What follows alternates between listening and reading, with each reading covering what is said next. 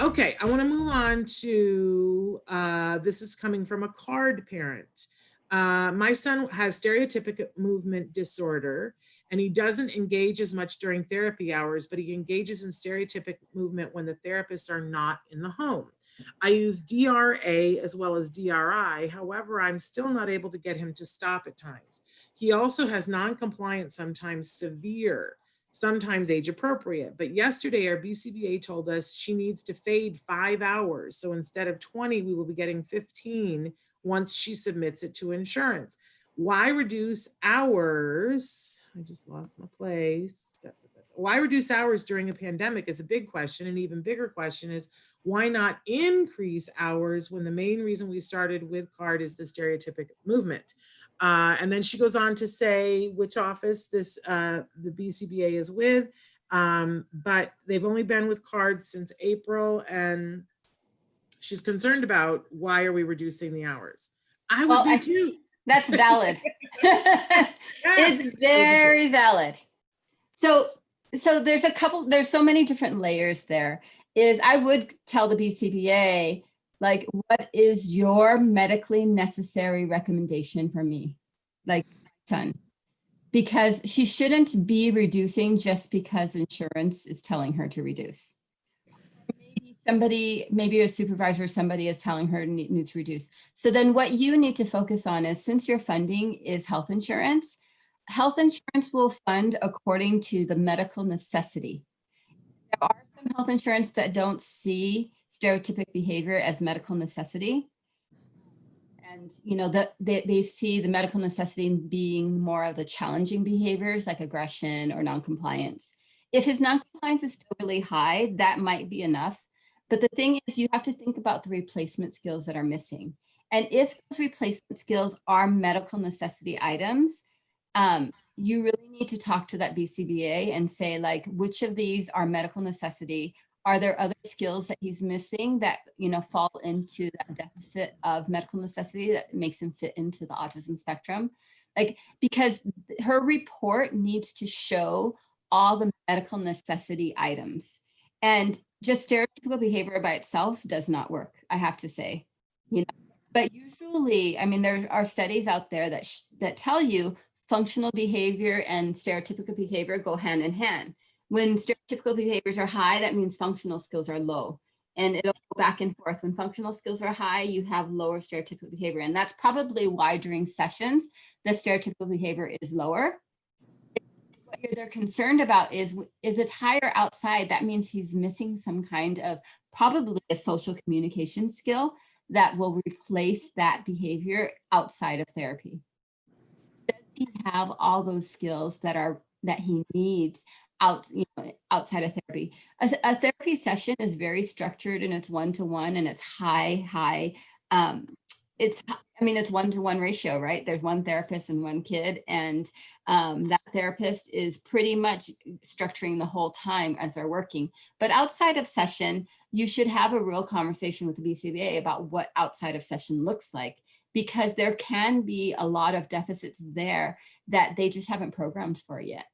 And that is a concern. So your health insurance funding is guided by the medical necessity of what autism is. And if you have questions about that, you can go online and just search and see what the diagnosis of autism is and see what your child is not doing and bring that to the BCBA, because she just may not know. Because I love our parents on so many levels, but we do have some parents who are so positive, and that positive actually hurts them about their child, because they're reporting good things. And of course, as a parent, I always want to talk about the good things my child's doing. And I don't really want to focus on what they can't do or what they're not good at. But for the purpose of ABA, you need to think about, if I wasn't here and this child was on their own, what skill is missing? And be able to communicate that, have that discussion with the supervisor about, what that's like. A lot of times when insurances go back to the supervisor and say this kid's too high functioning, I'll usually look at I'll look at their skills account, and I'll look at the assessment protocol that's been filled out by the parent. And I right away, usually I can spot the inconsistencies. You know, like the parent says, this is a real example from last week that I was reviewing with the supervisor, where I looked at, it was on the Vineland protocol, which is an adaptive behavior. She gave the child a 2 for all toileting needs, but then in the problem session, she wrote about how he has trouble with nighttime toileting and all these things. And it's just that I think he probably uses, his toileting is probably fine when she's there. It's just that you can tell by this other behavior that she needs to remind him and do all these other things. And she just does it. And a lot of parents just naturally help their kid without thinking of it as help. And that 2 should not have been a 2. It should have been a 1 where he sometimes is okay and sometimes he's not. And that alone, I had to go back to the supervisor and said, you actually need to review some of these items, sit down and talk to the parents, because I can tell they're filling this out of like what they think he's good at, you know, versus what is actually happening. And, but have that conversation with your BCBA. And if your BCBA is very insistent that they need to reduce, you can ask for their supervisor or QA to hop in and give some, you know, give some suggestions to what maybe needs to be worked on, or just talking to you and just figuring out, like, you know, just, you know, where the deficits are and how to put them, how to frame them in your report. Yeah, and I have the privilege often of, for our card parents, we do PTA meetings on Mondays and Tuesdays, and on Wednesdays I do an orientation. And on tonight's orientation, if you are a card parent, and I apologize to everybody, it's just for card parents, we're talking about challenges that you will face while you're doing ABA and how to overcome them. And this is one of them, is that, and often I find, because I will talk to parents every single day, and then I, you know, have an opportunity to talk to their supervisors, and I see that, you know, the supervisor is like, I really want to help this family, and the family is like, we really want the help, but sometimes we as parents, we think that they're mind readers, and they're not.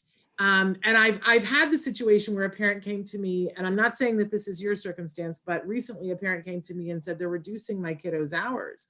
And I said, why? And they were like, I'm not entirely sure. And I was like, well, that's the first question, right? Like, why? Why are you reducing? And then I went and said to the supervisor, just to save time, so before the parent could do it, I was like, hey, I'm just curious, why are you reducing? And they said, oh, because the parent keeps turning down sessions. They're doing dance classes and they're doing Little League, and so we fill out this schedule for them, and they are never using all of their hours, and we can't continue to keep those hours open for them. And I was like, well, that makes complete and total sense. Went back to the parent and said, why aren't you making yourself available for all the hours? And they were like, well, because we can only do dance class at this time. And I said, okay, well, this is a choice then. Do you want the ABA or do you want the dance class? Well, I want the ABA. Well, then for this period of time, you may have to forego the dance class. And the parent was like, well, no, I want different hours. Well, you know, I love you all, but you can't have everything, right? You can't do ABA at 3 o'clock in the morning. And just like I said, can the dance class be at another time? Well, no, because that's the only time they're giving dance. And the poor parent, it took them a really long time for them to see that card, you know, and all your ABA providers, they're only available during certain hours, just like the dance class. And that here's the empowering reality, is that you get to choose, but you have to choose. And if you choose the dance class, no harm, no foul, you know, that's what you chose, but you don't often, if you get to have everything, you're very, very lucky, and I don't know you.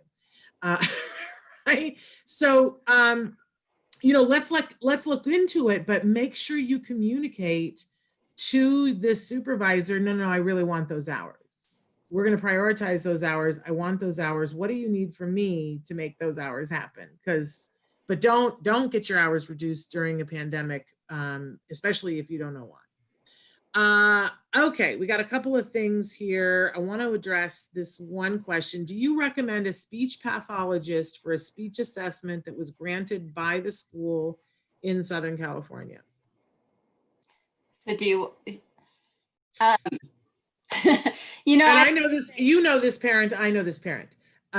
So because they've written in before. So they have an assessment through they have an IEE through the school. They can get assessments. So for the speech portion, should they have a speech pathologist do it? so if I know this person, they should email me, and I need to look at the kid. There we go. And I might be able to give recommendations for what test to give.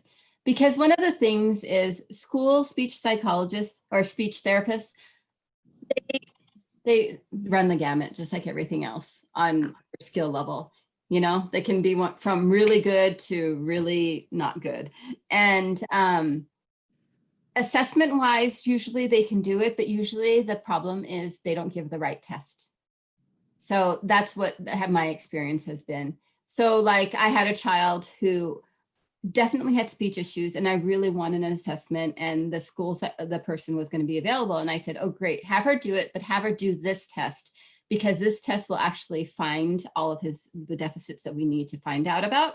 But she didn't listen, and she did this other test. And on that test, he showed up as average.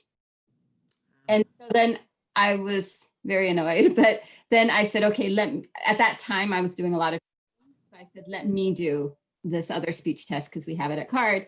And I did it, and he was way below average in all the areas because it was a much harder test and more defined. And so then at the IEP, we presented both. And I just said, look, we requested this one because we knew these areas needed more evaluation. And this is why we recommended this one. And the speech therapist was not happy with me, but it was a need, because on one it showed he was average, and another one it showed he had the scores were way below average, like in the bottom 10th percentile across the board, And so it really matters what type of testing they're doing, and it really depends on the kid. And depending on who you are, our kids are also different anyway across the spectrum. That's one of the reasons we can't just tell you what to do. But most of the time, the assessments at the schools they're good at it. The SLPs, it's just choosing the right one that fits for your child, that will really get to the nitty gritty of what needs to improve, what the deficits are for your child. So if you have access to me, my email, and you can email me, and I'll look at your child and try to figure out what would be a good test. And we have a CARD parent asking, saying that they would like to come to the PTA meeting and they want my email address. So my email address is s.penrod, PENROD @autism-live.com. But if you will look, maybe look at your spam filter, every Monday morning, I send you an email with that schedule of what's happening on Monday, Tuesdays, and Wednesdays. I send it so that it gets to the East Coast at 6:30 a.m. So do the math on which time zone you're in. So that it's first thing in your box on Monday morning. But a lot of times until you whitelist it, it goes to your spam. Try to undo that. Whitelist me, because I try only to send you stuff that is useful to you. But happy to have you at those meetings and happy to talk with you. Okay, so somebody else wrote in about the police subject, and they said it's so hard to think that we have to prep our children for these interactions, especially with the police. I had a very hard time with Elijah McClain interaction. Listen, I think, we live in interesting times, right? And I mean that not in the good sense. And I think there are a whole lot of people who are afraid of interaction with the police for various and sundry reasons. And I know a lot of people got fatutzed with me when I was so adamant that we talk about this last month. But I think we have to keep talking about it. I think we have to keep talking about Black Lives Matter.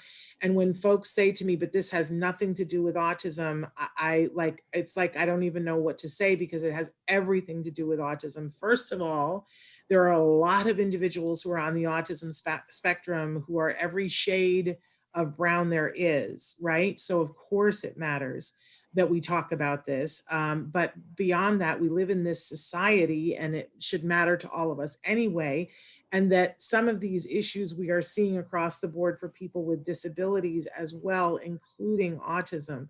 I think it's very much all of our fight. And I do think that, we need to be proactive in every way that we possibly can. we've got to teach our kiddos, how do you interact with the police? And I love Be Safe, the movie, because it doesn't vilify the police. It empowers kids to understand, and adults to understand what is happening. It teaches them perspective taking, because it shows them an incident and it shows it from the perspective of the kiddo on the spectrum. It shows it from the perspective of the police, and it shows it from the perspective of the community. And it's very enlightening for the kids to see it from the police's point of view. And it shows a kiddo who is, he's in a 7-Eleven or whatever, a corner grocery store, and he gets something and he's walking down the street. And in a different grocery store, there's a theft, and the description matches our kiddo. And he's walking, and the police pull him over and draw guns on him. And it shows, that he's totally innocent, that he's done nothing wrong, but a gun is drawn on him, and what to do. And I think it's important that we do prepare our kids, that we prepare ourselves, that we not put our heads in the sand, that we have discussions. I also wanted to say, we've featured somebody on the show before, an inventor who has made a thing that goes on your dashboard if you're driving with autism, that you don't have to reach to take anything out. It adheres to your dashboard, so that if someone is standing looking in your window, they can see it. I am a driver on the autism spectrum. I have this, like, it's a sticker that you can put on your dashboard. We have to do everything we can. On the other side, we have lots of individuals who are training the police as well. Mhm. That has to happen. That has to happen. And we all need to be pushing for that. I'm sorry, I just got on a soapbox. Would you like to say anything, Evelyn? Well, one of the things that because I've been doing this so long, one of the things I'll recommend it to all the parents I work with is to do kind of what you were saying, Shannon, that you did with Jim, which is, I always recommend families do the local fire station tour, do the local police station tour, so that people can get to know you and your child as they grow up. Because there is an element of safety in that they know who this child is. More people know who he is, so that if they happen to get into a situation where this person is involved, someone will know him, or even if they don't know him directly, they're like, oh, it's that kid that comes in, and come in. I recommend that they go yearly, just like and it's been pretty neat in the smaller cities. Like there's a city that's 2 hours from here where I think the population is 100,000. It's a big tourist trap. The families, they've been doing this since he was 3, and he's in his 20s now. And we always laugh because when he's out and about with his, whoever's with him, people will come up and say hi all the time. And sometimes the person that's with him doesn't know who the person was. And sometimes it's a policeman, sometimes it's a fire. And like, it's random because everybody knows him. Everybody knows him.